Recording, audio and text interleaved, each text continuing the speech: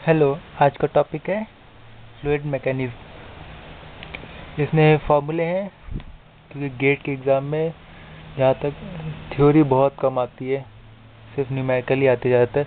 और न्यूमेरिकल आते तो मतलब आप न्यूमेरिकल सॉल्व करिए और आंसर निकाल लीजिए तुरंत, इसमें नंबर परफेक्ट मिल जाते हैं। थ्योरी बहुत कम आती है इसलिए उसको इतना बस प्रीवियस पेपर्स देख लीजिए, उसके लिए हो जाएगा। तो फ्लूइड मैकेनिज्म में जो फॉर्मूले है वो इस तरह से कि पहला फॉर्मूला है स्पेसिफिक ग्रेविटी, जिसे हम W से डिनोट करते हैं, स्मॉल w। स्पेसिफिक ग्रेविटी क्या होती है? Weight by volume.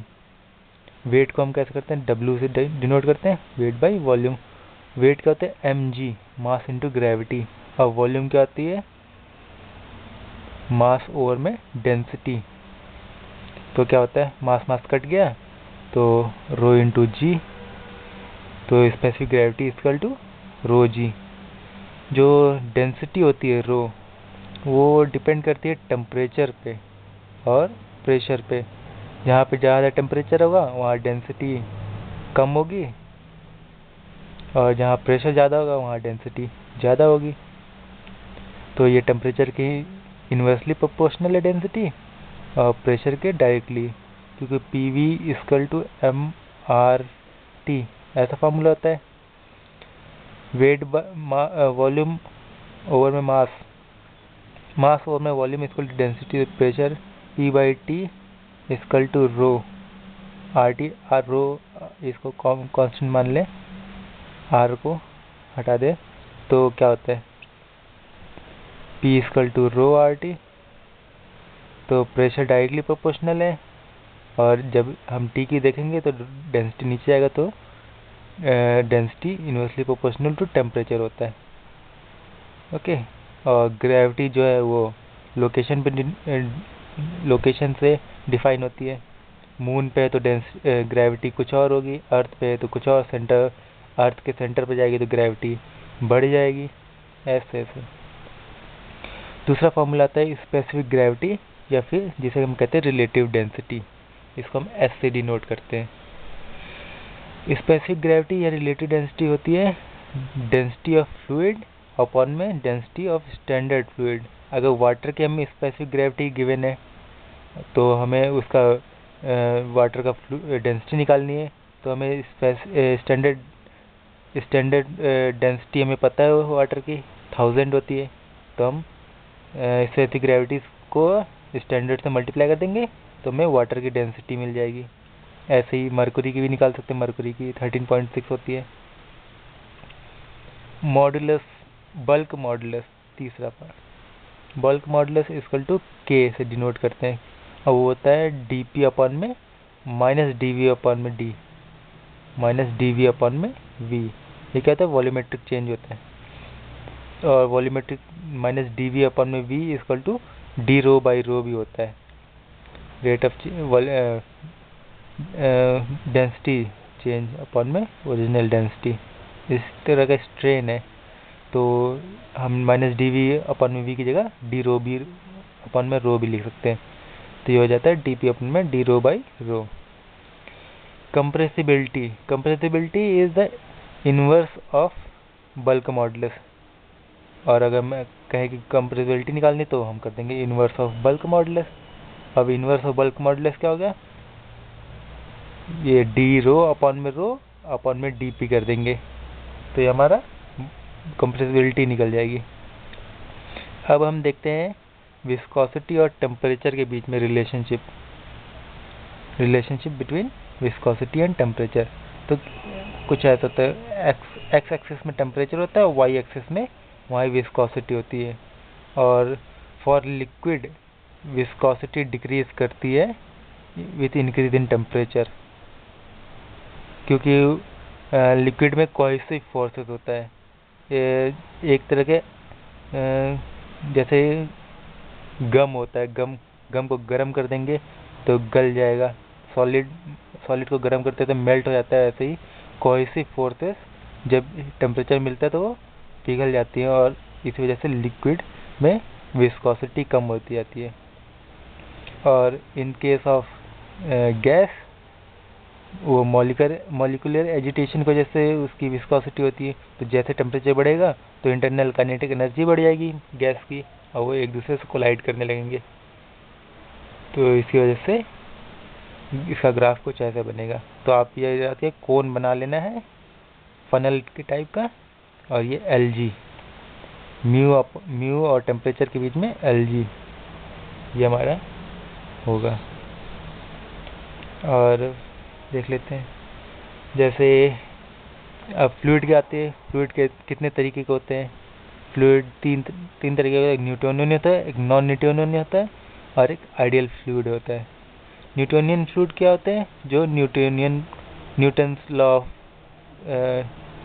फ्लूइड को फॉलो करते हैं, न्यूटोनियन लॉ को फॉलो करते हैं, उन्हें न्यूटोनियन फ्लूइड कहते हैं। न्यूटोनियन लॉ क्या है कि shear stress is directly proportional to rate of shear strain. Shear stress is tau directly proportional to rate of change of shear strain du by dy. tau is equal to du by, और proportionality sign हटाने के लिए mu लगा देते हैं, tau is equal to mu du by, और ये एक लीनियर प्रोफाइल देता है। तो न्यूटोनियन फ्लूइड क्या होते हैं? जो लीनियर प्रोफाइल को फॉलो करते हैं। और सेकेंड फ्लूइड आता है नॉन न्यूटोनियन फ्लूइड। वो क्या होता है? Tau equal to A D by D Y की पावर n प्लस बी। अब अगर b इक्वल टू 0 है, ये 0 है, और n ग्रेटर देन 1 है, तो हम उसे कहते हैं डायलेटेंट फ्लूइड, और उसका ग्राफ कुछ ऐसे बनता है। ठीक है, ये थोड़ा लॉगरिथमिक टाइप का होता है। लॉगरिथम क्या कहें, ये इंक्रीज करते रहते हैं। एक टाइम के बाद ये आगे टेम्परेचर की बढ़ता नहीं है, लेकिन वो इंक्रीज करते जाता है। Rate of change of D Y पे कोई असर नहीं होता, वो स्ट्रेस पे बढ़ता जाता है। अब अगर दूसरा देखें, तो अगर b इक्वल टू 0 और n लेस देन 1 है, क्या हो गया?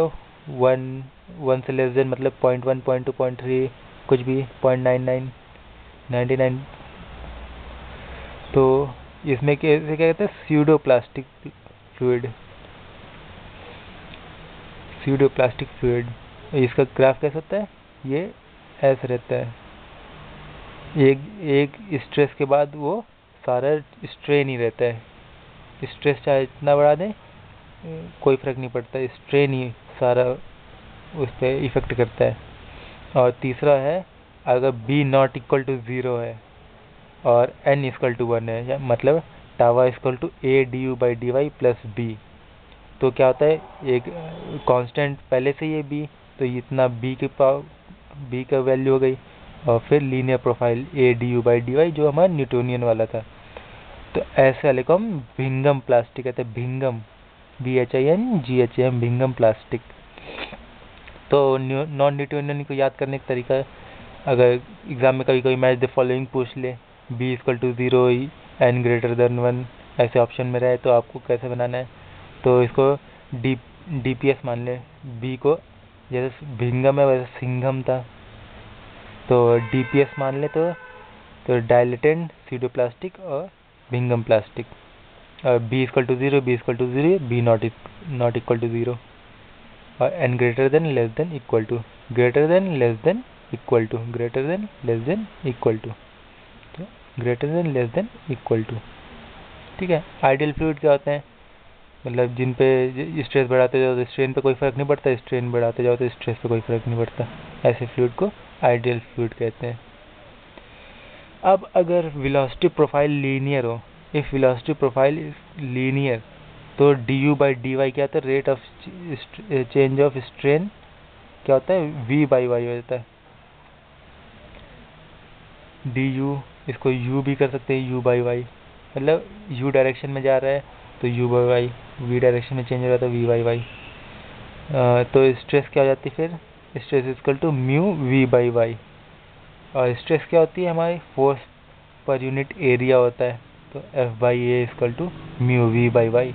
और अगर हमें कभी कभी क्वेश्चन में निकालना, फोर्स निकालने के लिए देता है, हमें विस्कोसिटी दिया रहता है, दो प्लेट के बीच में डिस्टेंस दिया रहता है, प्लेट दो वॉल है, उसके बीच में एक प्लेट फ्लो कर रही है फ्लूइड में, तो हमें ये ऐसे क्वेश्चन पूछे जाते हैं। तो म्यू एरिया उस प्लेट का दिया रहता है, वेलोसिटी भी दे रखी है, वाई बीच का कितना वो डिस्टेंस पे प्लेट फ्लो कर रही है नीचे वाले वॉल से। तो हमें फोर्स निकालने के लिए दिया जाए तो हम ऐसे तुरंत निकाल सकते हैं, और ऐसे क्वेश्चन भी आते हैं। अब आता है सरफेस टेंशन। सरफेस टेंशन क्या होता है? Force per unit length. किसी सरफेस पे टेंशन जो एक्ट हो रही है, जैसे कोई लिक्विड फ्लूइड है तो वो जब तक मॉलिक्यूल अंदर अंदर है, वाटर मॉलिक्यूल, तब तक तो वो सर्कल में राउंड राउंड राउंड राउंड। अब अगर वो सरफेस पे, तो उनके बीच में एयर और लिक्विड की वजह से एक सरफेस टेंशन फिल्म की तरह मेम्ब्रेन बन जाता है, तो उसे हम सरफेस टेंशन कहते हैं। क्यों? फ्लूइड पार्टिकल आपस में एक दूसरे खींचते हैं, जैसे ऐसे तो ये वाला फ्लूइड पार्टिकल इसको खींच रहा है, ये वाला फ्लूइड पार्टिकल इसको खींच रहा है, इधर वाला इसको खींच रहा है, इधर वाला इसको। लेकिन जब अगर सरफेस पे पहुंच गए तो क्या होता है? इधर तो खींच रहा है ये वाला फ्लूइड, इधर भी है, इधर भी है, इधर भी है, लेकिन ऊपर में नहीं खींच रहा, तो ऊपर एक लेयर बन जाती है, लेयर टाइप फ्लूइड कुछ ऐसे होता है, क्योंकि इधर स्ट्रेस है, इधर स्ट्रेस है, इधर, लेकिन वो अप साइड में स्ट्रेस नहीं है, इसकी वजह से एक टेंशन क्रिएट रहती है, उसे हम सरफेस टेंशन कहते हैं। और इस पे क्वेश्चन भी आते हैं कई बहुत सारे, तो इसको हम याद करने का तरीका है कि आप पहले जेट से ये याद करिए, जेट, फिर ड्रॉप, फिर बबल। ठीक है, तो जेट में क्या है? पी डी बाई 2t कर दीजिए, sigma equal to P D by 2t। अगर थिकनेस दे रखी तो सही है, नहीं तो ये प्रेशर वेसल का भी इक्वेशन है। प्रेशर वेसल जो डिज़ाइन करते हैं उसका इक्वेशन हुआ ये surface tension equal to P D by 2t, उसमें स्ट्रेस दिया रहता है। तो इसमें प्रेशर पूछता है, जब सरफेस टेंशन का क्वेश्चन आता है तो उसमें प्रेशर पूछता है, तो pressure equal to 2 sigma by D, ये सरफेस टेंशन है। अगर जेट का केस है, जैसे कोई पानी बह रहा है नल से, तो एक जेट निकलती है नल से, तो उसके केस में तो हम कहते हैं कि अगर उस जेट में क्या सरफेस टेंशन है, तो क्या सरफेस टेंशन सरफेस पे एक्ट करती है, तो एरिया ऑफ ये pressure force equal to surface tension force, ये इक्वेशन हर जगह यूज होती है। F P equal to F S, उसी वजह से ये सारे इक्वेशन निकले हैं। तो P equal to 2 sigma by D. और जब वो फ्लूइड बबल का लिक्विड का केस आता है, लिक्विड जो भरतू है, मतलब उसके पास एक ही सरफेस है, तो क्या होता है? पी डी बाई 4t हो जाता है, stress equal to P D by 4, T जरूरत नहीं है, अगर नहीं लिखेंगे तो चलेगा। और जब बबल का केस आता है तो ट्वाइस हो जाता है, क्योंकि इसके बबल में 2 सरफेस होते हैं, 2 into P D by 4t half, तो ये हो जाए पी डी बाई 8t, ये हो जाता है पी डी बाई 4t, और ये पी डी बाई 2t। तो अब P D by 2t, P D by 4t, P D by 8t, jet drop bubble, jet drop bubble, JDB, JCB होता है जैसे, वैसे जेडीबी। ठीक है, और इसमें आता है फिर कैपिलरी राइज या फॉल का क्वेश्चन आता है। कभी कभी ये 1 नंबर में ये पूछ लेता है, मैच द फॉलोइंग, नहीं तो ऐसे ही पूछ लेता है। मैच द फॉलोइंग भी आता है कभी कभी, नहीं तो ऐसे ही पूछ ले डायरेक्ट कि क्या होगा। डिफरेंट नेचर ऑफ मॉलिक्यूल होगा, जैसे एक वुड है, एक वाटर है, तो क्या होगा? उनके बीच में जो भी कैपिलरी राइज होगा वो ऐसा ड्रॉप बनेगा, मतलब वो पानी का रहेगा, सोख लेता है। वुड जो है डिफरेंट नेचर है, मॉलिक्यूल लिक्विड का दूसरा होता है नेचर, तो उसके बीच में angle theta less than 90 degree होगा। ये 90 डिग्री है, लेस देन 90 डिग्री होगा। और अगर सेम मॉलिक्यूल है, जैसे वाटर के अंदर वाटर बबल दोनों स्फीयर होते हैं, तो इसकी वजह से थीटा ग्रेटर देन 90 डिग्री होगा। और कैपिलरी राइज और फॉल, जैसे हम किसी बीकर में कोई स्ट्रॉ डालते हैं, तो वो डेंसिटी डिफाइन करती है कि कैसा हुआ। कभी कैपिलरी ऐसा होता है, कभी ड्रॉप होता है, मतलब लिक्विड के सरफेस ये उसके नीचे होती है, और कभी कभी ऊपर होता है, ये लिक्विड ऊपर तक भर जाता है स्ट्रॉ में लेवल से, तो इसको राइज कहते हैं जब ऊपर भर जाता है। और जब नीचे वापस आ जाता है कि स्ट्रॉ में जाता नहीं है, नीचे ही रह जाता है, तो उसे फॉल कहते हैं। तो उसका हाइट निकालने के लिए आता है क्वेश्चन। तो एच का फॉर्मूला लगाते हैं, H equal to 4 sigma cos theta पर में रो जी डी। ये याद कर लीजिए अच्छे से क्वेश्चन। इक्वेशन है हाइट कैपिलरी राइज और fall, H equal to 4 sigma cos theta upon में रो जी डी। थीटा की वैल्यू आप कभी दिया रहता है, नहीं तो कभी वाटर का पूछ लिया तो ये याद रखना होता है, और मरकरी का तो ये याद रखना होता है बस। इसमें क्या है, फॉर ऑर्डिनरी वाटर और ग्लास ट्यूब, अगर ये वाटर है ये ग्लास ट्यूब है, ऑर्डिनरी वाटर, तो थीटा इक्वल टू 29 डिग्री होगा, ठीक है। और अगर प्योर वाटर है, मतलब प्योरीफायर से एकदम फ्रेश कर दिया वाटर को, ठीक कर, तो उसमें क्या है, कैपिलरी थीटा 0 हो जाएगा, कॉस 0 1, ठीक है। और जब for mercury theta equal to 132 degree. ये याद करने वाली चीज़ है, ये पता रहते सही रहेगा। फिर आता है हाइड्रोस्टैटिक लॉ। हाइड्रोस्टैटिक लॉ क्या कहता है कि जो मैं rate of change of pressure है with respect to height, depth या फिर हाइट, कोई फ्री सरफेस है पानी में, उसमें कोई चीज़ डूब रही है, तो उस पर जो rate of change of pressure act हो रहा है वो रो जी होता है, इक्वल टू रो जी होता है। नीचे की तरह डायरेक्शन अगर पॉजिटिव मान रहे तो रो जी है, अगर ऊपर पॉजिटिव मान रहे तो माइनस रो जी, ठीक है। कोई पानी में ओशियन में सबमरीन ट्रेवल कर रही है तो रेट ऑफ चेंज ऑफ उस पर जो प्रेशर एक्ट होगा वो रो इंटू जी होगा। कितना नीचे हम सबमरीन ट्रेवल करवा सकते हैं वो एक ऐसे निकालते हैं। फिर मैनोमेट्रिक प्रेशर निकालने के लिए इसमें क्या था, एक मैनोमेट्रिक ट्यूब हमें दिया रहता है क्वेश्चन, और हमें बताना था कि इसमें क्या प्रेशर एक्ट हो रहा है। हमें ये तो दिया रहेगा कि इसमें ये मरकरी ट्रेवल कर रहा है कि लिक्विड है तो इसकी स्पेसिफिक ग्रेविटी क्या है या फिर डेंसिटी क्या है। तो इसमें जैसे पी ए, यहाँ पे स्टार्टिंग है P A pressure in the ये ट्यूब, प्लस अगर डायरेक्ट नीचे जा रहे हैं तो प्लस करेंगे। प्रेशर क्या होता है, रो जी एच, ठीक है।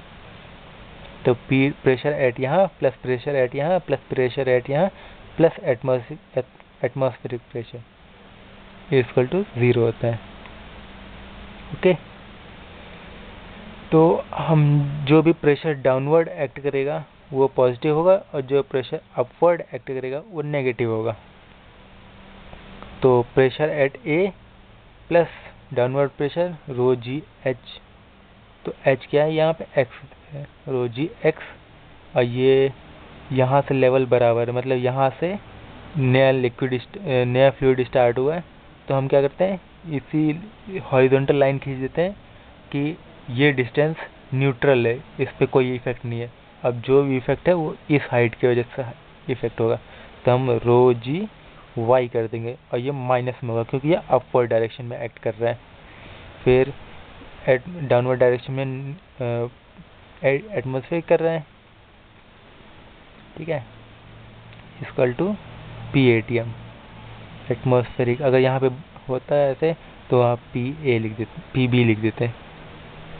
तो P A plus downward minus upward equal to 0। Atmosphere pressure को हम 0 ही मानते हैं, वैसे 1.01 होता है, लेकिन हम उसे 0 ही मान लेते हैं कैलकुलेशन सिंपल करने के लिए।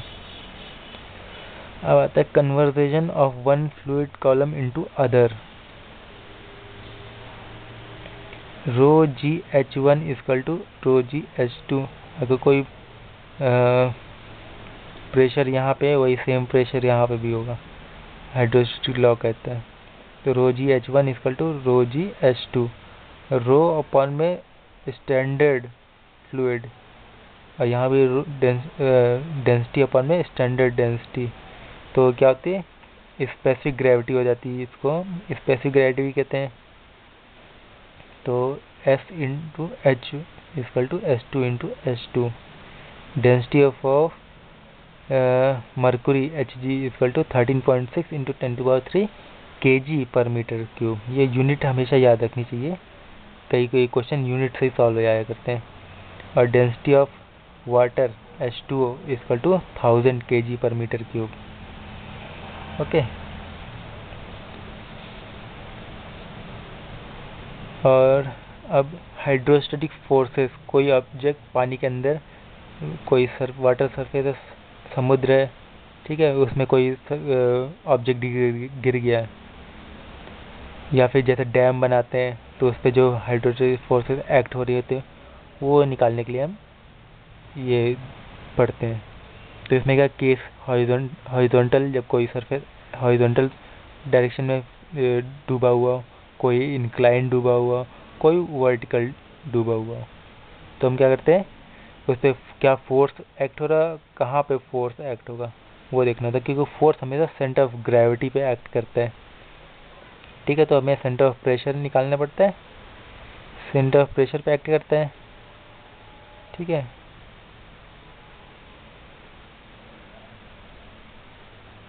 तो फोर्स कहते हैं, हमें इंक्लाइन वाले याद रखें, इंक्लाइन वाले से ही हमें हॉरिजॉन्टल और वर्टिकल भी मिल जाएगा। तो फोर्स जो होते W, इस W मतलब हाइड्रोस्टैटिक लॉ जो कह रहा है वही वाला W, rho G into area into A upon में X bar. Okay, X bar क्या है, distance of CG from free surface, A क्या है, एरिया है।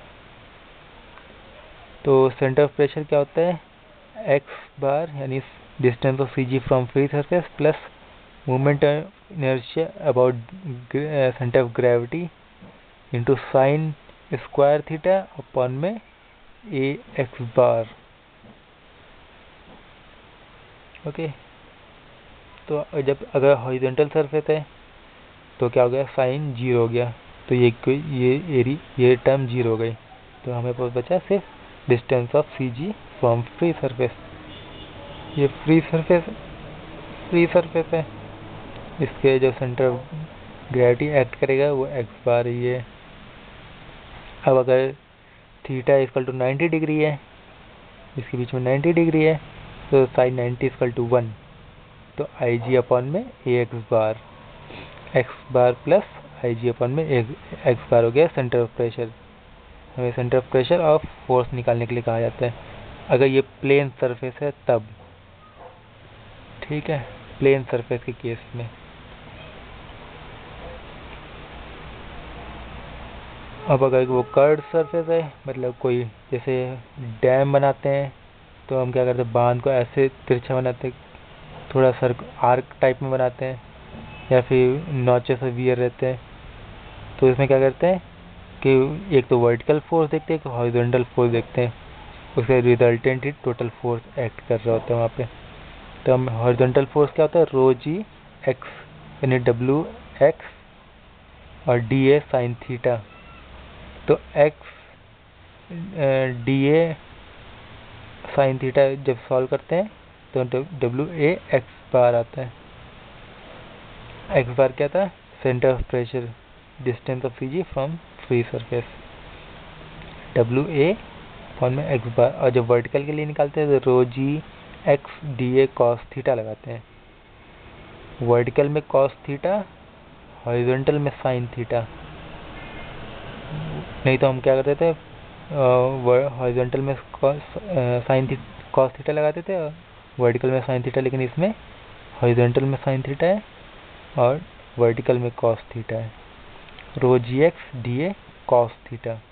और ये वर्टिकल जो होगा वो वेट ऑफ द फ्लूइड, जो फ्लूइड का वेट होगा उस इस एरिया पे एक्ट कर रहा वो होगा। Weight of the fluid, weight क्या होगा W equal to mg mass into gravity. Mass equal to क्या हो सकता है, मास इक्वल टू वॉल्यूम